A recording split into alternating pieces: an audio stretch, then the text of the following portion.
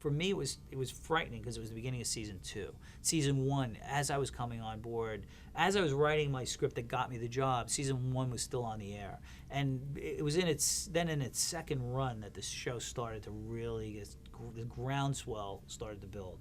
So by the time we were actually firmly working on season 2, the buzz about this thing was huge. Early on in the process, we were just starting to film the early episodes. The first round of Emmy nominations came out. Sopranos got like 18 nominations, 16 nominations, something. We pulled up to a location in New Jersey, and Michael Imperioli and Drea Di Matteo came out of their trailer, and there were hundreds of people applauding. They were looking at each other like, "What the fuck is this?" They did the whole first season. Nobody knew what it was. It was all secretive. I remember walking into what was the not PJ Clark's. Elaine's on the Upper East Side one night with Jim Gandolfini and a couple of people from work, and Jim was in front of me, and I was walking in, and I remember looking through the window and seeing the reactions of people reacting to him coming through the door, and this was the first wave of celebrity, and it was just amazing to be there for it. It was like the Beatles, or what I imagined the Beatles in New York. I mean, I went to a boxing match with Jim Gandolfini, Tony Sirico, Stevie Van Zandt. And we came in, and it was like the place went berserk. I mean, it was so weird to be part of that, and it was really fun to get a taste of that because I could be on the periphery of these guys, like in it, and then if I stepped 2 feet away, I could just go back to being anonymous again, and then just observing people with that level of fame and how it just changed everybody's lives. But for us, and for me and Todd, you know, we were thinking, God, if the show is suddenly in the second season not successful, they're going to look to see what changed. And the only thing that changed is you and I got here. So we were praying that the show had legs and that it continued to be good. And it wasn't until the second year it actually got a couple more Emmy nominations. I was like, okay, now we can breathe easy. I don't have to be saddled with the idea that I fucked up The Sopranos. I could just now relax.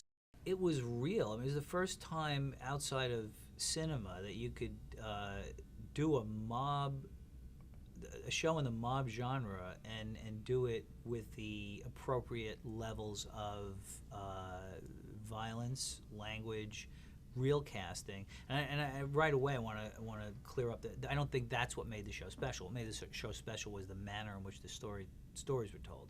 The very non-condescending, non-spoon-feeding aspect of it, where I think David assumes that the people watching this are intelligent and they can follow a storyline closely and are engaged, and it was just very different than anything else had been on. Even the casting, of course, and I'm not the first person to make these observations, but casting Jim Gandolfini in that role, where the network way to go would have been some movie star looking person, but these people felt real, and it just was again the first depiction of it where you got to actually go home with a mobster. I mean, you did that a little bit in The Godfather, but that was like so much more operatic and I don't think real. But this was a real person. I mean, it just felt like you knew these people, and the idea of you had seen depictions of the mob before, but you never saw a mob boss and his teenage daughter have a fight, and go, oh my God, this guy's just like me, except I don't kill people, of course, but he's very relatable.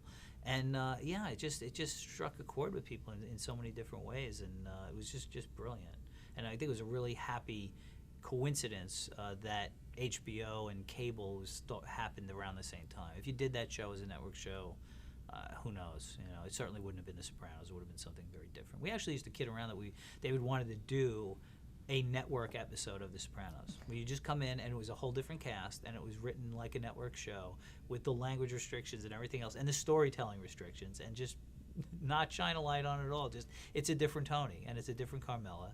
And I think the only cast member that would be different, it was going to be Lorraine Bracco would be playing Carmela.